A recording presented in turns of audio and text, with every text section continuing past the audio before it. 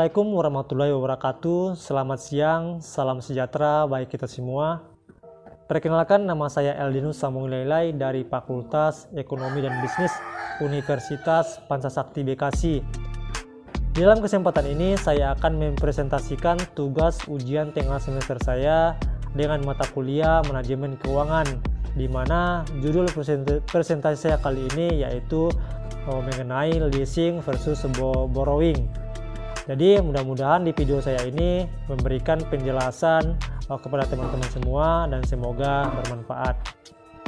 Langsung saja teman-teman, saya membahas apa yang dimaksud dengan leasing. Nah, kalau kita lihat dari segi pengertian leasing itu sendiri menurut Financial Accounting Standard Board atau FASB, ya, di mana pengertian leasing ini yaitu sewa guna usaha adalah suatu perjanjian penyediaan barang modal yang digunakan untuk suatu jangka waktu tertentu.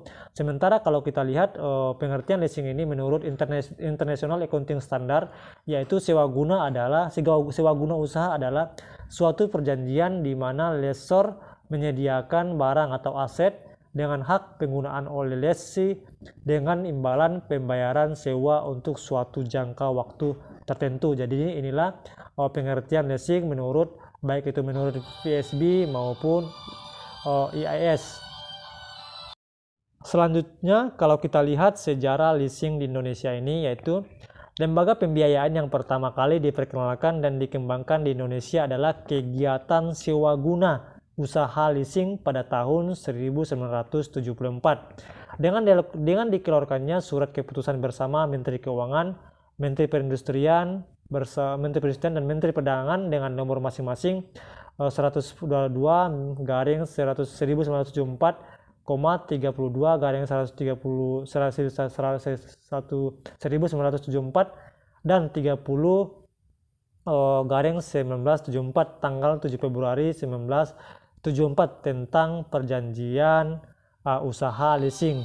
Jadi inilah sejarah perkembangan leasing di Indonesia.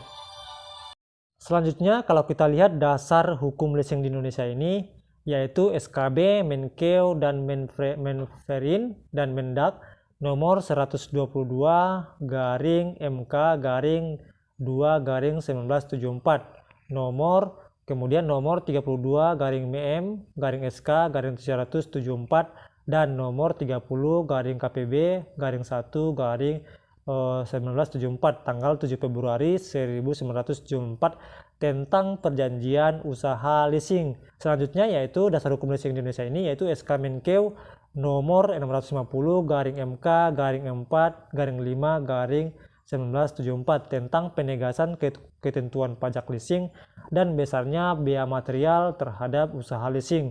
Selanjutnya dasar hukum leasing di Indonesia ini yaitu Kep Menkeu nomor 102/KMK.013/1988 tentang ketentuan modal leasing perusahaan swasta nasional sebesar 3 miliar, perusahaan patungan Indonesia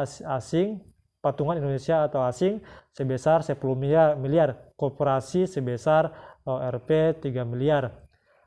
Kemudian keputusan Menteri Keuangan nomor 11/9/KMK.01/1991 21 November 1991 tentang kegiatan sewa guna usaha. Jadi inilah dasar hukum leasing di Indonesia pada saat ini. Selanjutnya kita lihat ciri-ciri kegiatan sewa guna usaha. Yang pertama yaitu perjanjian antara lessor dan lessee. Maksudnya lessor ini yaitu lessor yang pemberi sewa, sedangkan sementara lessee ini adalah yang menyewa. Kemudian yang kedua itu berdasarkan perjanjian sewa guna usaha, lessor mengalihkan hak penggunaan barang kepada pihak lessee. Kemudian lessee membayar kepada lessor uang sewa atas penggunaan barang atau aset. Kemudian selanjutnya yaitu ciri kegiatan sewa guna usaha. Yang keempat yaitu lessee mengembalikan barang tersebut kepada lessor pada akhir periode yang ditetapkan lebih dahulu dan jangka waktunya kurang dari umur ekonomis barang tersebut. Jadi inilah ciri kegiatan sewa guna usaha, di mana dalam perjanjian lessor dan lessee ini yaitu di mana lessor akan memberikan sewa memberikan aset atau barang yang disewa kepada lessee, sehingga lessee membayar imbalan terhadap jasa yang diberikan oleh lessor. Selanjutnya kita lihat pihak-pihak yang terlibat dalam leasing. Yang pertama yaitu lessor. Nah, lessor ini yaitu perusahaan leasing atau pihak yang memberikan jasa pembiayaan kepada pihak lessee dalam bentuk barang modal. Jadi lessor ini adalah pihak leasing atau pemberi jasa, baik itu pihak berbentuk barang maupun modal.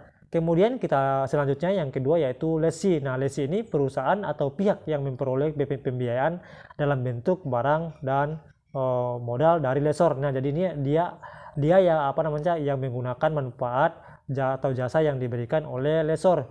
Kemudian selanjutnya yang ketiga yaitu pihak yang terlibat dalam leasing ini yaitu supplier. Nah, supplier ini perusahaan atau pihak yang mengadakan atau menyediakan barang untuk disewakan kepada lessee dengan pembiayaan tunai dari lessor. Jadi sistemnya lessor ini bekerja sama dengan supplier, sehingga supplier ini menyediakan barang atau bermodal kepada lessee. Kemudian yang terakhir, yang keempat yaitu pihak-pihak yang terlibat dalam leasing ini yaitu bank. Pihak yang tidak terlibat secara langsung dalam leasing tetapi menyediakan dana bagi lessor ataupun supplier. Nah, bank ini kalau kita lihat bahwa ini dia tidak langsung terlibat kepada leasing, akan tetapi bank adalah suatu panggung untuk di mana pihak lessor maupun supplier bisa meminjam ataupun bisa melakukan negosiasi terhadap pihak pinjaman untuk bagi lessee, sehingga saling bekerjasama antara pihak lessor dan supplier beserta bank. Kita lihat teknik pembiayaan leasing ini. Yang pertama yaitu finance lease, yaitu kegiatan sewa guna usaha di mana lessee ini pada akhir masa kontrak mempunyai hak opsi untuk membeli objek sewa guna usaha berdasarkan nilai sisa yang disepakati. Jadi finance lease ini kegiatan sewa guna usaha di mana pihak lease ini bisa membeli barang ataupun sewa guna yang diberikan oleh pihak lessor. Selanjutnya kita lihat yaitu teknik pembiayaan leasing ini yaitu teknik operating lease. Yaitu kegiatan sewa guna usaha di mana lessee pada akhir masa kontrak tidak mempunyai hak opsi untuk membeli objek sewa guna usaha. Jadi ini beda dengan finance lease. Sementara operating lease ini kegiatan sewa guna di mana pihak lease pada akhir masa kontrak tidak mempunyai hak opsi untuk membeli objek sewa guna. Artinya jasa yang diberikan lessor kepada lessee ini, lessee tidak berhak untuk membeli tidak mempunyai opsi untuk membeli objek sewa guna dari sisa manfaat yang diberikan oleh lessor melalui pembiayaan ataupun bentuk barang. Kalau kita lihat dari segi dalam prakteknya di masyarakat dikenal dengan jenis leasing yang lain yaitu sales and leaseback. Pada dasarnya hanya terdapat dua jenis leasing, karena sales dan leaseback adalah financial lease.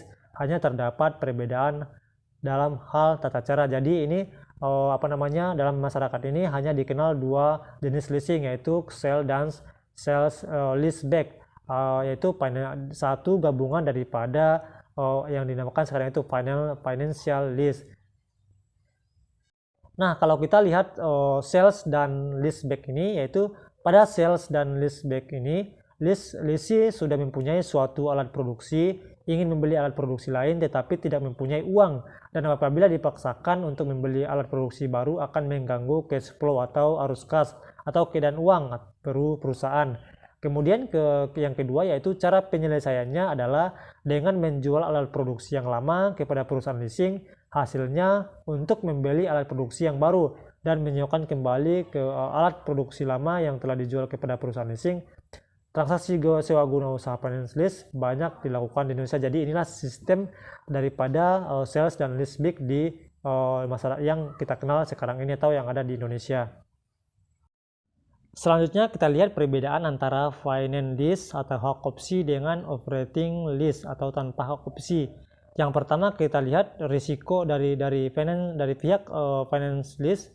yaitu risiko ekonomis atas objek lease sepenuhnya ada pada pihak lease. Oleh karena itu, kewajiban untuk asuransi benda ditanggung oleh lessee. Kalau kita lihat pihak operating lease ini atau tanpa opsi ini, bahwa risiko ekonomis sehubungan dengan investasi benda yang merupakan objek lease sepenuhnya ditanggung oleh lessor. Jadi berbeda dengan finance lease. Kemudian yang kedua, kita lihat perbedaan kedua, yaitu biasanya meliputi suatu jangka waktu yang sama, hampir umur ekonomis benda tersebut, dan selama jangka waktu tersebut perjanjian leasing tidak dapat diputuskan atau dihentikan. Apabila karena suatu sebab perjanjian itu akan diputuskan, maka lessee harus membayar seluruh jumlah yang masih terhutang sekaligus atau seketika pada saat putusnya perjanjian. Kalau kita lihat pihak operating lease yang kedua ini, yaitu operational lease mempunyai nama lain atau non-payout lease, dapat dihentikan sewaktu-waktu atau jangka waktu kontraknya biasanya lebih singkat daripada umur ekonomis objek lease. Jadi inilah perbedaan yang kedua yang dimiliki oleh finance lease dan operating lease. Kemudian yang ketiga, yaitu lessee harus menanggung biaya pemeliharaan benda tersebut, sementara kalau pihak operating lease ini, yaitu lessor sendiri yang harus memelihara dan mengasuransikan barangnya, mengasuransikannya barang lease tersebut. Jadi ini sangat mempunyai perbedaan antara finance lease dan operating lease. Selanjutnya kita lihat penggolongan perusahaan leasing, di mana yang pertama yaitu independent leasing company, di mana perusahaan leasing yang berdiri sendiri atau independen dari supplier atau produsen. Nah, perusahaan dapat memperoleh barang dari berbagai supplier ataupun produsen, contohnya Adira, WOM, SOF atau Semin Auto Finance, FIF, Federal International Finance, Honda. Dan kemudian yaitu yang kedua yaitu captive lessor, yaitu perusahaan leasing yang didirikan sendiri oleh produsen untuk membiayai penjualan produk-produknya, contohnya misalnya ACC Astra Credit Company, BEF atau Busan Auto Finance atau Yamaha. Kemudian yang itu Indomobil Finance yang dimiliki oleh Suzuki. Kemudian yang ketiga yaitu lease broker atau packager, yaitu perusahaan leasing yang mempertemukan calon lessee dengan pihak lessor yang membutuhkan barang dengan cara leasing. Perusahaan ini juga dapat memberikan jasa-jasa yang dibutuhkan dalam leasing seperti pendanaan dan barang tetap dalam fungsinya sebagai penghubung, contohnya misalnya Era, Mentari, Ray White, Columbia dan Columbus. Jadi inilah penggolongan perusahaan leasing. Kalau kita lihat kelebihan leasing sebagai sumber pembiayaan, yang pertama yaitu pembiayaan penuh, lebih fleksibel, sumber pembiayaan alternatif, balance sheet, arus dana, proteksi inflasi, perlindungan akibat kemajuan teknologi, sumber pelunasan, kewajiban, kapitalisasi biaya, risiko keuangan, kemudian kemudahan penyusunan anggaran, pembiayaan proyek skala besar, meningkatkan debt capacity. Jadi inilah kelebihan daripada leasing sebagai sumber pembiayaan. Nah, kalau kita lihat komparatif leasing dengan teknik pembiayaannya, komparatif leasing itu perbandingan. Misalnya kalau kita lihat penjelasan jenis barangnya, misalnya leasing barang bergerak dan tidak bergerak, sementara sewa beli itu barang bergerak, sewa menyewa barang bergerak, kredit bank itu semua jenis investasi. Kemudian kita lihat dari segi penyewa atau pembeli, leasingnya itu leasing sendiri itu perusahaan atau perorangan, kemudian sewa beli itu perusahaan atau perorangan, sementara sewa perusahaan atau perorangan. Kemudian kredit bank itu perusahaan atau perorangan. Jadi inilah komparatif leasing dengan teknik pembiayaan sampai tenggat waktu atau putusnya atau akhir kontrak.